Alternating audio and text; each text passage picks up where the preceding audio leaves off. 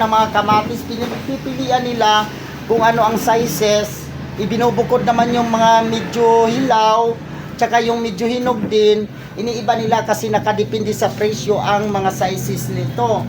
Tapos, ito po mga ano nila, may mga talaga sila na i-deliver. Kung sinong gusto talagang mag-order dito, talagang makakakuha ka ng mga kamatis dito at makakalis ka na mga langga.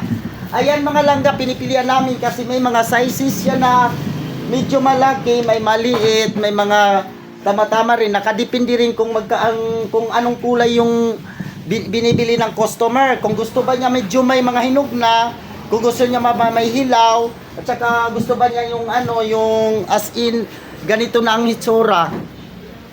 Nakadepende kasi yan, nakadepende sa presyo ang nila pag-deliver dito, pero napakamura talaga kasi ito ang hinahatiran galing pa sa Nueva Ecija po.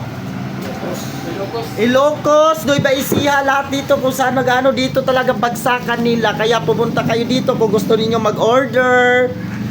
Ito po ang mga kamatis galing Ilocos ha, mga langga.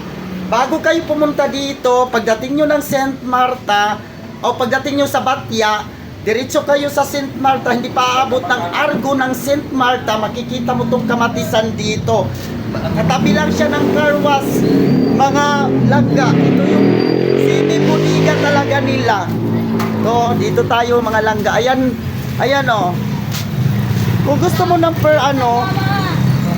kung gusto mo ng mga per kahon, ang isang kahon nito humahalaga ng 20 kilos.